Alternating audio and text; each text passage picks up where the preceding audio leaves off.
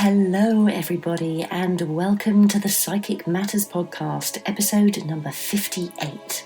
Thank you to all of those who have left me a written review. I am so grateful, as they really do and really have helped the podcast move up the podcast charts. We made it this week to number 31 in the UK spirituality charts, and that is really, really good. And just to be in the top 100 is amazing, let alone get to number 31. Thank you so much to all of you for listening and supporting. And just to put that in context, in France we are 4,101. In Canada, we are at position 3,919. And in India this week, we are 4,739 in the charts. So we are doing very, very well. So thank you. Keep the reviews rolling in. That's just absolutely amazing. And of course, if you did wish to leave a written review and try to elevate us closer to the number one slot, that elusive, lovely place where I'd love to get, please do that either on Apple Podcasts or go to a website called podchaser.com and search for Psychic Matters, and you can leave a review for me there. So thank you for taking the time to do that. So hugely appreciated. Today we are discussing the role of the soul. And some of you may have heard of the term soul appraisal, and you may be wondering, what exactly is that? What does it entail? Well, a soul appraisal is a type of one-to-one reading especially suited to anyone committed to understanding themselves more fully. And I'm joined this week by Darren Brittain, one of the most sought-after evidential mediums and teachers working today.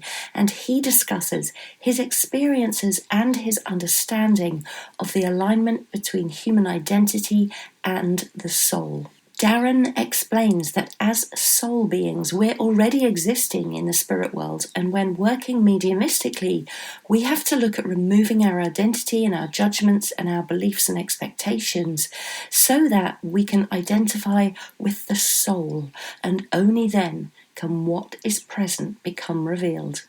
I know you are going to love this episode. Evidential medium, psychic tutor, author Darren Brittain joins me in the Psychic Matters studio today. Darren, welcome to Psychic Matters. Thank you very much, Anne. It's lovely to see you and lovely to be here. Oh, we are so thrilled to have you on the show. I can't tell you how exciting it is to have you here. Thank you. And we know that you've had so much experience in the world of mediumship and psychic work, of course, and soul work. And as mediumship evolves, so do we as people. And I was wondering, Darren, where has your work taken you to? At what point are you at now in the work that you're doing in the world? It's a great question, actually, because really when I started mediumship 30 years ago, I thought that was it forever. That was how it would be. That would be, the kind of getting up, demonstrating, doing private readings, and that would be it. And of course, you're absolutely right that as we evolve, the phenomena of our work evolves as well, and how it becomes expressed in the world changes as we do.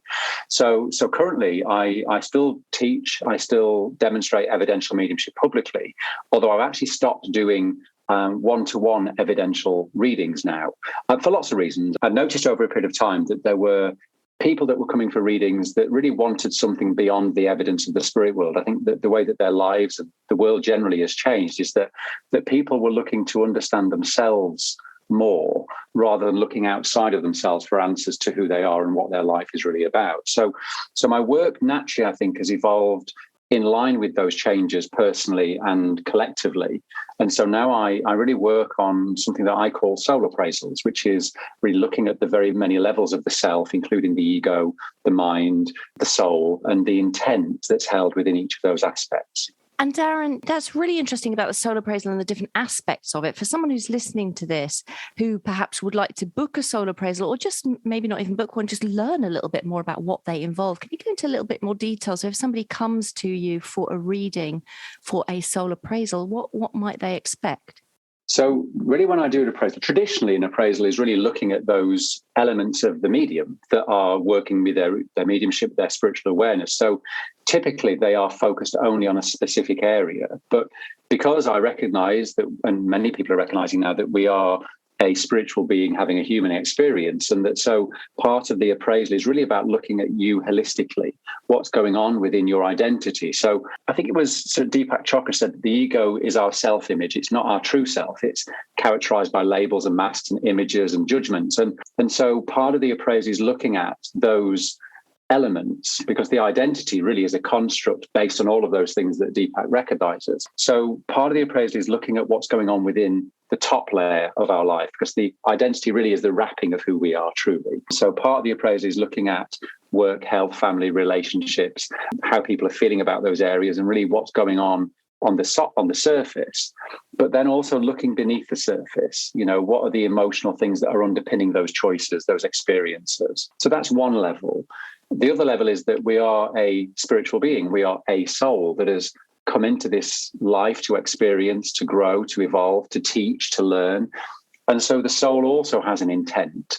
So the soul will bring to it those aspects that it needs to be able to evolve. And so it moves us towards certain people, certain places. It moves us out of certain situations and closer to certain people as well, that are in alignment with what it desires. So that's the second element, really. And then the third bit is looking at the alignment between the identity and the soul. Which areas of life are you living authentically? And really the authenticity is about the alignment between the soul and the identity. And which areas are you not? And if not, why not? What are the things that are blocking that or obstacles to achieving that? So that's really fascinates me. And then as a medium yourself, how do you pick up this information? So there are people in the listenership here for Psychic Matters. Some are working mediums, some are training, some are beginning, and some are interested in the topic. But I wonder if you could explain a little about how you can feel into somebody and pick up that information from them for them. So it's really a soul-to-soul connection. So I identify with the power of my own soul that is expressing its awareness, and by identifying that person's need, my soul responds, if you like, to their soul need or soul desire to express. So it's really a psychic and intuitive process. I always keep a part of my awareness with the spirit world anyway, in case there are needs for them to interject, to give guidance or advice as well. So the spirit world is by no means separate to this experience. They're inclusive, but it's really a soul-to-soul connection, a psychic or intuitive link. It's just brilliant. And I've been the lucky recipient of one of your soul appraisals, and it was just beautiful. And it was so specific as to what my passions are, what I love to do, where I was even thinking of taking, but wasn't sure where I should take my life going forward. And you really picked up on some very specific things for me. Thank you very much for that. And no, you're welcome. And there still has to be, even though it's not evidential mediumship, there always has to be an evidential quality to our work as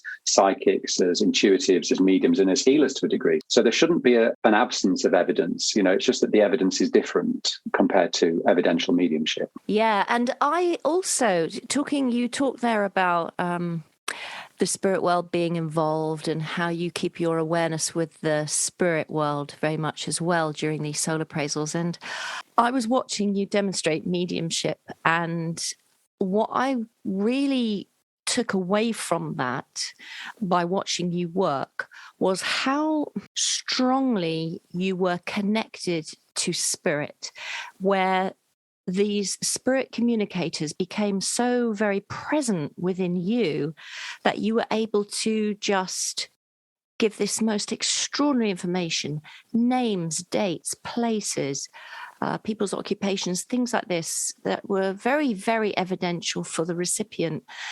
And I was just blown away by the way that the spirit world and you merge together.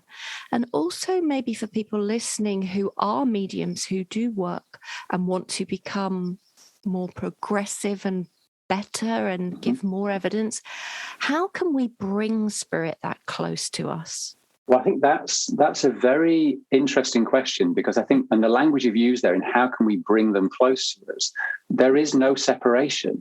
that's the truth of it. We are already, as spiritual beings, as souls, we're already existing in the spirit world. We're already there. So there really is no space between us other than the way that the mind constructs that division. So really to be the best medium we can be, we really have to look at removing our identity. We have to be willing to lose ourselves, to lose all those things that Deepak spoke about, the labels, the masks, the images, the judgments, the beliefs, the expectations. We have to give that up for that period of time that we work with the spirit world, and that we have to learn to identify with the soul that we are, without the mind, without the judgments, without that identity. And then what's already present becomes revealed. So they're really, in my mediumistic state, they're really, on a good day, on a bad day, it's not always as clear, but on a good day, there is no separation between me and the other world, that my mind doesn't interfere, sabotage, create different stories. It really is just, I'm there, they're here, there's no space between us. And that's when mediumship, I think, of any description can be at its most phenomenal, when we, the medium, become separate to it rather than involved in it. Do you think then that we, rather than seeing a separation between us and the spirit world, we ought to see a separation between us and the physical world? Yes, absolutely. Yeah. Because really what we're doing when we do that attunement process, we're actually bringing to our awareness what's already present. It's already there. The spirit world are already here right now. But really what separates us is the mind and the beliefs that we hold about that separation. So, it's a little bit like, when we sit in a room, we're filled in this room right now with TV waves and radio waves and text messages and WhatsApp and all this technology, and all these things are buzzing around. But they only start to become evident to us when we have a receiver that's on its wavelength.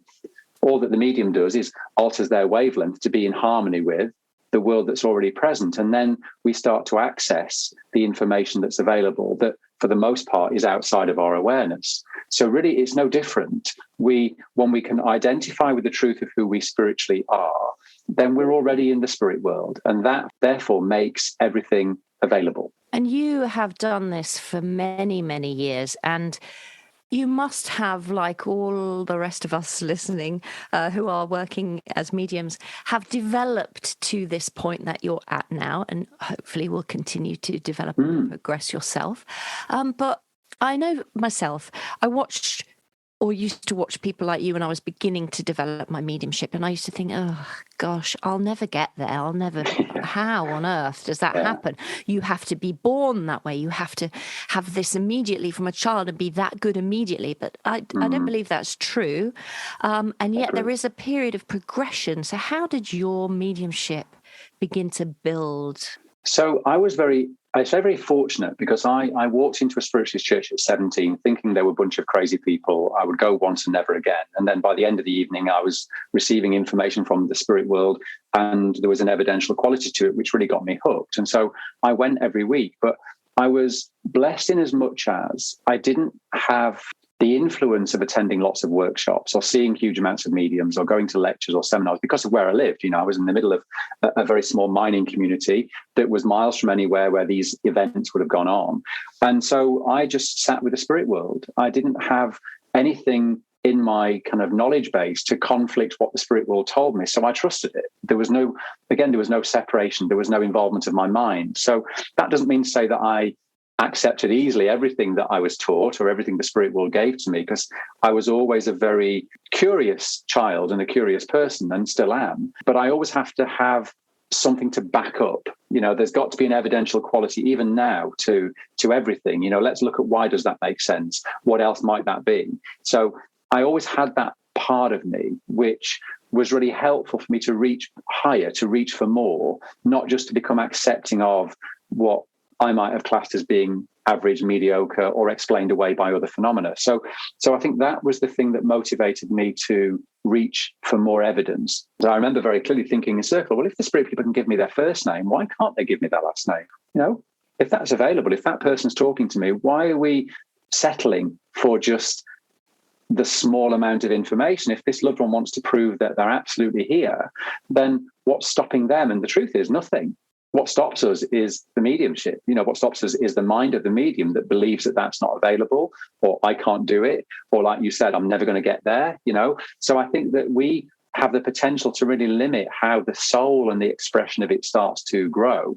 And so I think very early on for me, I was very clear that there's always more available. And I wanted to be in alignment with that. Yeah, that's really interesting. We do limit our own potential, I think. And going back as a child, you've written a brilliant book called From Innocence to Inner Sense. And in that book, Darren, you speak about your experiences as a child, seeing lights around people. And I know that went with some migraines that you were experiencing. So how old were you when you were seeing those lights around people? It presented around about 14, actually, which I think is a very common time for migraines to actually present as well. I think there's on an energetic level, certainly migraines very much present, usually when there's an emotional conflict. And at that time, at 14, many of us are in emotional conflict. So I think it presents at that time for many people. But the lights that I was seeing were present when I didn't have headaches, and they were not just the random lights that I used to experience with migraine. They would be actually around a person as a form, so I would sit in class and look at the movement of these lights and this energy around my fellow students. Yeah, so that's really when my awareness of something non-physical started to present. But it was 3 years later when I went to the Spiritualist Church to explore it further. And when you saw those lights, did you tell your parents or did you tell anybody you were seeing them and see if they could see them too? I spoke to my friend Martin at school, and I remember sitting with him and putting my hand on top of my leg, and I said, "Can you not see the light around the hand, around the fingers?" And he said, "No." And I said, "Let me look at yours." And I could see it. And I actually drew on a piece of paper around his fingers where I saw the light. And of course, he couldn't see it. And I think that was a great sense of the reality that something was going on here that was not migraine. And then I spoke to my mum, and as any good mum would do, let's go and get your eyes tested. Let's go and get this checked out. And, kind of optically, everything was fine. So it didn't ease the curiosity about what this was. If anything, it furthered it. And so then when you went to your first Spiritualist church, were they able to explain what those lights were to you? Yeah. So I spoke to a lady when I went in, and, she since became a very good friend, and, she was a beautiful medium and a lovely, lovely person. But at the time that I met her, first of all, I thought she was crazy, completely off her face, completely mental. But I did tell her about the lights, and she explained that I'd been seeing lights around people. And she said, this is an aura. You're seeing the energy of a person. So she really, in that communication, that very first message that I received, she was able to explain to me that that's what it was. And it gave a reality to it then that I could grasp onto a name and research it from that point. That's great. And then so in that church, did you then join a development circle and progress onwards from there? Or what was your progression after that? So I'd been there for about 3 or 4 months. And then one of the older ladies in the church ran a home circle and asked me if I would want to come and sit. And so I sat with my friend Frida, my good friend Frida, and a lady called Ann Hunsley, who was in a local area. And so we just sat in a home circle that she ran. And it was just a very beautiful experience. Again, I had nothing to compare it to. I had no outside influence to tell me what I should be doing or shouldn't be doing. We just sat to allow the spirit world to blend with us and to express what we got. So it was a very, very formative time in my I think, trusting of the spirit world, because there was no techniques involved. I didn't have to do anything. I didn't have to prove anything. It was just about sitting and allowing them to blend with us and teaching the mind, as always now, to move out of the way. So that was really when my first development circle kind of began. And that sounds like a really positive experience for you. It sounds gentle and very caring and nurturing, that circle. It was. And I remember being sat there on my 18th birthday, and everybody was absolutely shocked. Why are you not outside getting drunk? Why are you not in the pub? But again, in that moment, that's what I wanted to do. That was what my soul, I guess, was. It had woken up, it was being heard, and it wanted to, express itself. So there was no desire to do anything else other than to explore this new aspect of my world. So what took you to the platform then? How did you get onto the platform and be brave enough to do that? Did that take very long? It was within a year. And interestingly, Phyllis, the lady who gave me the very first communication, she said to me as part of her communication, you will do this work and within a year you'll be on platform. And I laughed because I just thought that was a crazy thing for anybody to say. And especially what I'd learned from people is that they were all saying you have to do this for years before you take that step. This doesn't happen quickly. You have to be patient. Don't run before you can walk. And so I was kind of prepared for it to not happen, first of all, at all. And then when there were signs that it was happening, it would be a little while before I could take that step. And I'm sure many of your listeners will know many mediums, when they first start to do their public work, they're often thrust into it.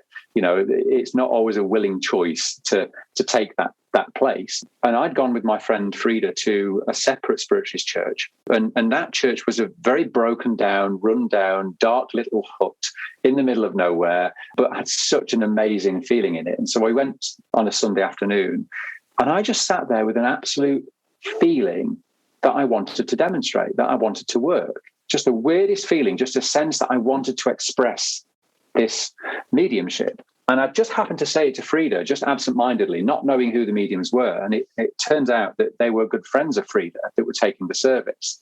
And so she slipped away and had a very gentle word with them and said, would you mind if my friend Darren just kind of came up and gave a couple of messages? And that was it. So I then got invited onto the platform with really shaky knees and a sick bucket just in case. And it went really well. I don't remember much about it. I remember pointing to a lady at the back of the room and talking about her mother and some item of jewelry that she kept. But other than that, it's a blur even now. And it's interesting you say that, because as mediums, we don't often remember what we've just given to somebody. Can you maybe explain to people listening why that would be? Sure. So when we identify with the power of the soul, when we identify with our mediumship to that degree that the conscious mind moves out, then what happens is, in the mediumistic state, we become a vehicle. We become typically the medium, the conduit for that information that is not being affected by or influenced by the conscious mind. The mind just sits on a shelf and observes the mediumistic experience. Best case scenario. So when we're in that mediumistic state where we're not thinking, we're just allowing and surrendering, that information comes through. The mind is of no value in that experience. So in that mediumistic state, the subconscious parts of the mind are more present and more at the surface. So often when we give mediumship, we're very present and very conscious when we're in it.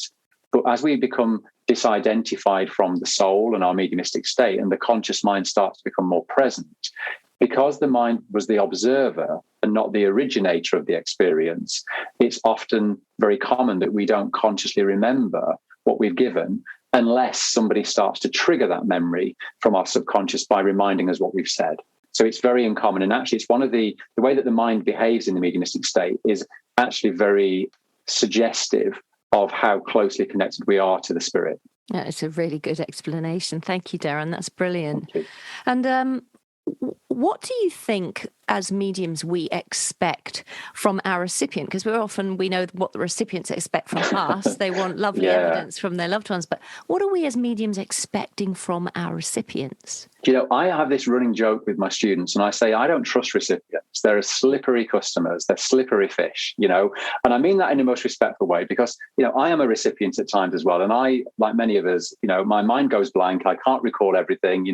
I'm not always the easiest of recipients in that respect. But I think that as a medium, my expectation of the recipients is that they're first of all going to be honest with me. They're going to be honest in what I'm offering and what in their offering to me as well. There have been times when recipients come, and I understand the guardedness. I understand that they want to ensure that what you're getting is from the spirit world, that they're not, you're not gleaning information from them. So I understand defensiveness. I understand guardedness. I understand how grief can make that happen for people. But I expect for them to be honest. I expect them to engage in this dialogue, in this reunion, in this communication, as if they would if that person were physically in the room, be excited about being there, be excited and hopeful about what might come from that experience. So that's what I would expect from them. And in terms of whether they say yes, no, maybe, or give you a whole long explanation, what are we expecting in that term? So response to us? Yeah, I mean, that's an interesting one. And interesting, since working on Zoom, it seems that because people seem much more chatty, recipients seem much more chatty in their responses. They feel the need to explain to you what you're getting and why you're getting it. And for me as a medium, that is not helpful at all, because it engages my mind again. I've worked really hard to get my mind to get on the shelf and sit there and observe. But when the recipient starts to enter a dialogue with the medium, there's a potential that the mind of the medium starts to become more engaged, and therefore we disconnect from our awareness. So from my perspective, I only ever want people to say yes or no. I don't require them even to speak at all sometimes, because it's really about me being held by the other world and just the expression of that. Now, on a practical level, as mediums, we need to have the involvement of the recipient certainly if we're demonstrating publicly, just so that other people are involved in the experience, that they can witness the reality of the spirit world communicating, and that they can see that the yeses mean that we're getting it right and that there's a reality there. So it's nice if people respond, but really for me, it can often be a distraction. You have just mentioned working on Zoom, and obviously I know that you have worked many times in person and continue to work in person as well, pandemic allowing. What's the difference, Darren, do you find between online and in person, and which do you prefer? Wow. I have to say, after 30 years of trawling around the country and working and getting on and off planes, I prefer Zoom. It's nice to have a break from the physicality of, staying in hotels and, traveling and all the stresses that brings. So the differences are really noticeable, I think, because obviously when people are on Zoom, from a recipient's perspective, they are often not fully present. There's a TV on in the other part of the room. They're looking at a computer screen for a demonstration. They might be eating their dinner. They're having conversations with other people that are present. So, whereas in a church or a centre or a theatre even, you as the medium are the focal point, So there are so many distractions for the recipient. And that, I think, can lead us as the medium to sometimes feel like we're not being engaged with fully, and that can be unsettling for one. Often when everybody's on mute, it's a very lonely place, it feels, when you are so, when you're in your mediumistic state and you're being held by the spirit world, but you're giving information out and there's a wall of silence. That can be quite disconcerting as well. In terms of the benefits of it, certainly from my perspective, when I demonstrate publicly, I always have to keep a part of my awareness on the audience. I'm noticing, when people are putting their hands up, I'm keeping an awareness of engaging as many people as we can in the experience, by doing that with my personality and, kind of including people in the experience. But on Zoom, I don't have to keep a part of my awareness on the room. Usually there's a host or an organizer that is watching the room on my behalf. So in that respect, I can give more of my awareness to the spirit world. I don't have to be as present in this world as I do publicly. So they're the main benefits, I think, from my perspective. And just going back, Darren, to what we were just speaking about, the recipient interacting with us as mediums. Do you find that if a recipient says, yes, I can take that, or if you say, do you understand that information, they say yes, do you find that helps to build the energy between you, the recipient, and the spirit world? So it's a three-way conversation, or do you find that interrupts the procedure for you? Yeah, I think that I think it's a mistake to think that as mediums, we need their voice to make a link with the spirit world. I think that's inaccurate. We don't need their voice to make that link. Certainly from my perspective as a medium, if we have the choice between 2 or 3 people who can accept the information, traditionally mediums, check in with each recipient. Which can you understand? How many yeses can I get? And traditionally the medium will give that contact to the person that says yes the most. And that's never really been my way of operating as a medium. So when that situation arises, I would really move into holding my connection with the spirit communicator and asking each recipient to speak, just to say hello to me. And what I'm looking for in that interaction is that the spirit communicator will respond to the person that they recognize. So in effect, rather than letting the recipient choose, I'm letting the spirit person choose. Because even if a person says yes 5 times, that still doesn't necessarily mean that that's the right connection. So in terms of using the voice, I can hear vibrationally, I can feel when I hear the voice, whether that's the correct recipient. So I think that I don't need the recipient to actually make mediumship work, generally speaking, but it can be quite helpful in that respect to identify who the recipient is for the correct spirit communicator. Yeah, that's good. That's a great explanation. And I love watching you when you offer some information to a recipient and they say no, then what you do with that information is you say, let me help you unfold that, or let me help you understand that, which I think is a beautiful way of working. Thank you. And it's so important, I think, because, we've all seen, not to be unkind about anybody, but we've all seen really mediocre mediumship. And I think one of the things about Zoom is that the world has opened up for mediums now, which is on one level great, but there's such a diversity. And I've witnessed so much, so many things in the name of mediumship where things are just left. There's unfinished, and, well, think about that, take that with you.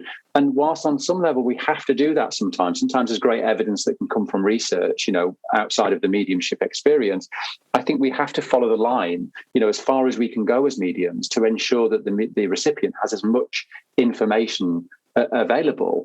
And remember, from the spirit's perspective, they want to be heard. They want their loved ones to know, I made it and I'm okay. So they're going to come with that available information. So we just have to be in alignment with that. So if a recipient says no, I don't trust it, for one. I don't trust that no means, there's nowhere else to go with that. So yes, let me help you. Let us help you understand that, because that's really what the spirit communicator wants. They want them to know, I'm here. And also, I think as an Arian, and I'm not good at letting things go, so I'm a person that likes to, I don't like unfinished business, so in that respect, I need to follow the line and see how far we can go with this. What about mediums who are out there working and trying out different methods and so on, and they're bringing forward someone from the spirit world, but nobody can take them? Why do you think we bring forward sometimes people like that who are very, very real to us as mediums, who are very, very present, but no one can actually accept the evidence that you're offering?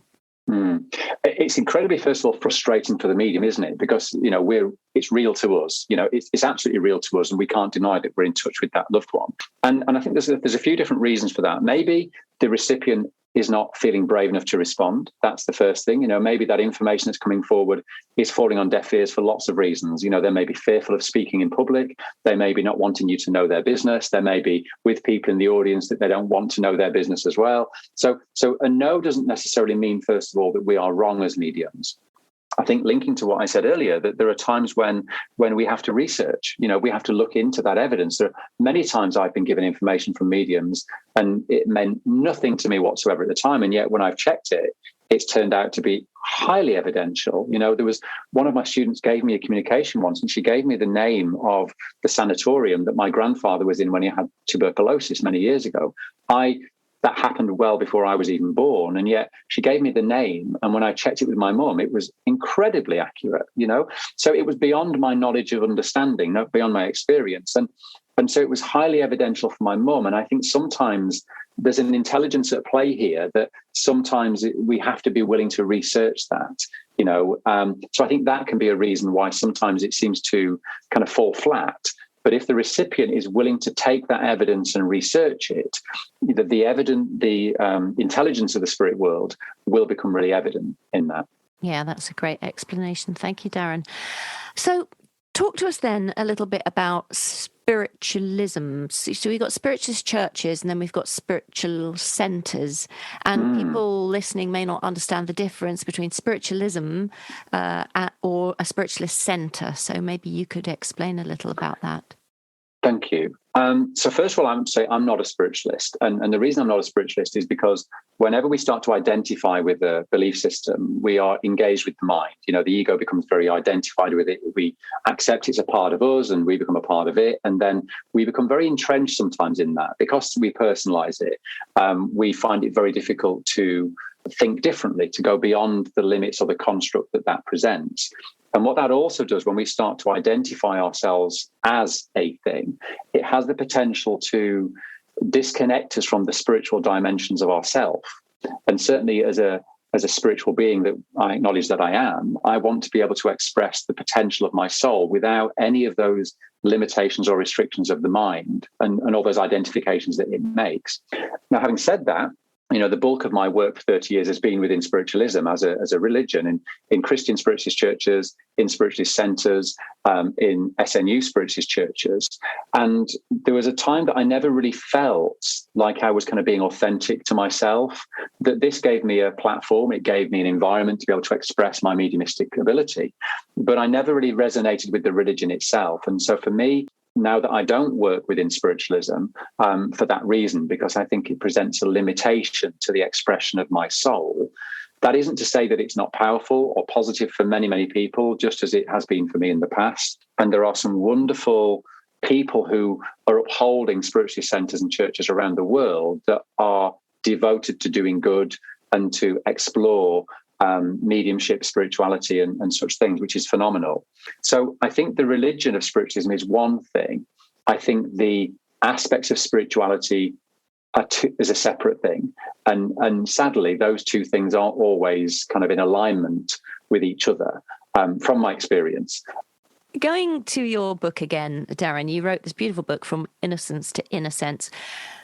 Why did you decide to write that? Or at what point in your career did you think, oh gosh, I really need to put this now into a book? How did that begin?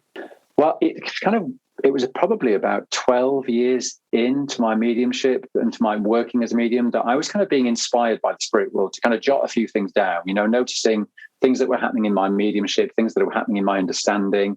And I would kind of make little notes just as a journal occasionally about those things. And really, that was kind of, they were there. They were sat on the computer in a file, unlooked at, untouched for many years. They were just added to, but never really looked at. And then COVID hit and lockdowns happened and, the world changed. And I think like many of us, we were exploring ourselves, looking at, what do we want? Who am I? Who am I with this or without this job? And I think there was a, kind of a sorting out of who am I? Certainly from my perspective, that's how it felt. And I was just looking through a computer and looking through my files and saw these kind of writings that had been there for years. And I decided to open them and look through them. And the spirit world said, your book has already been written. Your book has already been written. And so when I looked at the things that I'd been inspired to write from all these years before, there was a lot in there that I think I felt would be very helpful to many other people who have been on this same pathway. Although our experience will be different of the spirit world and unique as we are, there were elements that were very common, I think, to many of us. And that's really what made me want to put it into the book format, is that it would have the potential to help people understand an aspect of their mediumship, which I think many of us, have. So I can't say, many people have said to me, did you want to do it to help people? And whilst that's a really noble thing, it really wasn't the primary motivation. It was about the fact I just wanted to express what the soul wanted. And clearly that inspiration that came from a place that demonstrated an intelligence that these years later I would want to put that into a form that people could read and benefit from, hopefully. So it really was about the expression of information as a part of my soul's purpose. That was really the motivator behind it. It was, without diminishing it, it was basically a cut and paste book that I kind of put together based on those years of kind of inspirations that came previously, with a few bits in between to kind of link the bits together. Yeah, that's great. But it's beautifully written because it goes through your childhood. It goes through your whole process of becoming aware of the spirit world and takes you right up to the now almost. Yeah. So, and where can people buy this book if they want to go and read it, which I highly recommend everybody does? Thank you. So it's available really worldwide. It's printed in the UK, but it's actually available through all online retailers. It's available through all bookstores around the world. If you are outside of the UK, you can place an order wherever you are in the world. It will be printed in your country and dispatched from that area. So there aren't any places in the world that are unavailable. Everything can be accessed now. So yeah. Perfect. And it is. And it says on the back, a vital handbook for those studying mediumship. And I totally agree with those words. It was so helpful to me. It was so useful. It's packed full of information for people to learn so much more from you. So thank you. Thank you. So, Darren, what do you think? You now work in this wonderful area of soul appraisals and looking at people and their reasons for being here. What is your current understanding, which I know will evolve over the coming years, more than likely, but what is your current understanding of why we're here as soul beings? I used to think that we're here to help people. I used to think that's what mediumship was all about. And at that point, once we start to identify with that thought, then we usually become very aligned with an outcome, which is about satisfying usually a need within the medium. So my current understanding is really that my work, all of our work as mediums, should not be about other people. And that sounds a really harsh, almost unkind thing to suggest. I think that the reason that we're here is to remember who we really are, separate to the ego, separate to the identity, separate to all the top layer of Darren Brittain, of Ann Théato. We're not here to understand us on that level. We're here to understand who we are spiritually, to remember who we are. So that's my understanding. And here's a controversial question. What's your understanding of God? Wow, that's huge. For me, it's a power, it's a presence. When we talk about sitting in the power, I believe that we are sitting in full conscious awareness that we are God. that there isn't a separateness, that there isn't a long bearded man sat on a cloud issuing out judgments. I think we humanize God. I think that there are many cultures and certainly religions that give God a human face. And I think that we believe sometimes in those cultures that God will treat humans like people treat humans. And I think that's the mistake that we make in terms of how we view God. So I look at God as love. I look at God as power. I look at God's intelligence. I look at God as mercy, as wisdom. I think it was Iyanla Vanzant said that the soul she felt was that the fingerprint of God. I would go one further and say that we are God, and not the religious God that's punitive or judgmental or critical, but that we tap into and we are that loving power that becomes evident through us. Yeah, I think that's beautiful. I think that's really beautifully expressed. Thank you. Thank you. And you are teaching. You teach wonderful things on your website. I see development circle. No, a development. What do you call it? A progression group? A development group? Just a development group. Yeah. Yeah. And is that still on offer, Darren? So at the moment, I'm running groups at the moment, and both of them are filled at the moment. They're a 6-week development group. So we're looking at the principles of the book: the mind, the power, the connection, the breath, the people, the language, the expression, and the environment. So we're looking at those elements in terms of how they impact our mediumistic state and our expression of mediumship. So that's 2 6-week groups. They are fully booked at the moment, but I will be looking to open them up again from around about March, April onwards this year. I see people on a one-to-one basis for individual tuition. I don't like to call it mentorship, because I think that again, there's something about the label of being a mentor, which again, to me, doesn't quite resonate. So I sit with people on a one-to-one, and we look at what's going on in their mediumship, looking what's going on in their mind, what are the aspects of themselves that are preventing the expression of the mediumship. So that's what I offer on a one-to-one basis. But really, my attitude to all students of mediumship is that you already are ready-made. You already all have the ability to be phenomenal mediums. It's all there. It's inherent within you. But my role as a tutor, really, I guess, is to look at what are the elements of you, your mind, your belief, your experiences, your expectation. What are you bringing to the experience that's limiting the expression of that? I think it was Michelangelo that said that when he was invited to ask about his work as a sculptor, he said that when he's given the block of stone to carve, the form's already there. He just has to look at reducing or limiting those bits that are limiting that form being expressed and seen. So that's really how I look at the tuition of mediumship. I can't do the teaching. I'm just looking at what is obscuring the expression of that beautiful power that's already inherent. That's such a great explanation. It's a really good way to look at it. So, yeah, thanks. Thank you. Do you have an exercise then that you could maybe give us? You spoke earlier, or I asked you more to the point, about how we can become more aware of getting more evidence and becoming more in tune with the spirit world. Have you got something you can offer to people listening that they might be able to try out either next time they're working, or maybe at home right now, or when they're demonstrating? So I think the important thing is that when we start to employ techniques in mediumship, we give an invitation to the mind to get involved. And so when we have a technique that, we say you have to do a certain thing to get a certain result, there are 2 things that come up there within the mind. One part is there's a ritualistic part of that where we have to think about what we're doing, and we have to follow that thought, and we have to do it repetitively for it to be successful. But then there's another part of the mind that's obviously looking for success. It's measuring how successful is that exercise. So really, from my perspective as a teacher, I'm not a great fan of teaching techniques because they involve the mind. So what I can offer you is an experience to identify more fully with the soul that you are, beyond the mind, beyond the body, so that you can start to become in alignment with that power, where the spirit world are easier to access because you're already in the spirit world. And one way of doing that really is by taking a moment just to sit or lie comfortably and focus on, for example, your left foot, and focus on the physicality of it, how it feels, how your sock or your shoe covers your left foot. But then move beyond the physicality and be curious about the energy in your left foot, and look for the vibration or the subtle feeling of movement of energy within your left foot.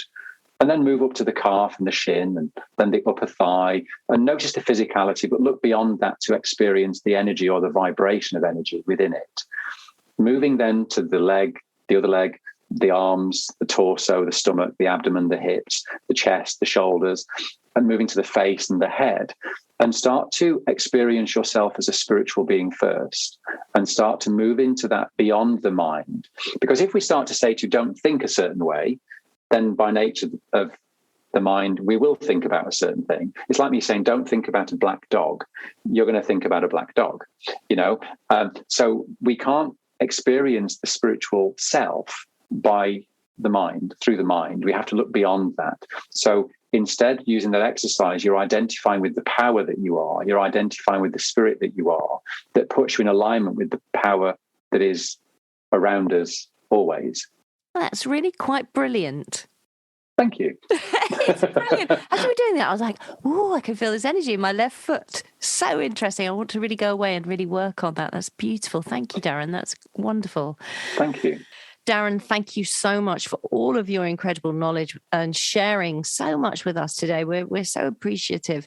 And I wonder if you could just let people know what you've got coming up in terms of what you're teaching, and where people can find you if they want to come and book a soul appraisal with you, for instance. Sure. So the first point of contact really would be my website, www.darrenbrittain.co.uk. There's information on there about soul appraisals, about the development groups that I take, and also about upcoming events that I'm teaching. On the 19th and 20th of March, I'm teaching a trance class and a group on the importance of awareness for the Inner Spiritual Centre in New Jersey. So that's available the 19th and 20th of March. That's on my website as well at the moment. And do you have any travel plans? Are you teaching abroad? Are you, now that the pandemic is lifting and we're all moving around? No, well, that class was meant to be in person, but then because of COVID restrictions and changes and travelling issues, that's not possible. So hopefully these events will be online in March, but hopefully in October this year, I'll be back over to the Inner Spiritual Centre in person for events, COVID permitting, and potentially Denmark as well later in the year. And of course, you've got your business Facebook page. So if people are Facebook users, they can go to your Facebook page and look up all the things that you're doing on your Facebook page. Yeah. So there's a Facebook page for myself under my name. There's also a Facebook page for the book, From Innocence to Inner Sense, and that's also available for people to reach me as well. Darren Brittain, thank you so much for your time. Thank you, Anne. It's been a pleasure. Well, I hope you have thoroughly enjoyed that episode and have learned loads. Talking to Darren was so enlightening, and he's such an interesting man, working incredibly hard out there, as you can hear, and he holds so much expert knowledge, which makes him a fantastic teacher. Please do go over to his website or his Facebook pages and look at all his upcoming workshops and events, and I'm sure you'll find something on there that you will really love. And I can highly recommend you purchase and read his oh so brilliant book, From Innocence to Inner Sense, and you can pick up the links to Darren's book and to all of the resources mentioned in this episode over on my website, AnnThéato.com, AnnTheato.com, along with a full transcript. Oh, I'm getting a bit croaky, aren't I? Excuse me. For now, I wish you all a wonderful couple of weeks, and thank you so very much for listening. Please do go to Podchaser and leave a written review, or go over to Apple Podcasts and you can leave a review that way, and let's try to get to number 1.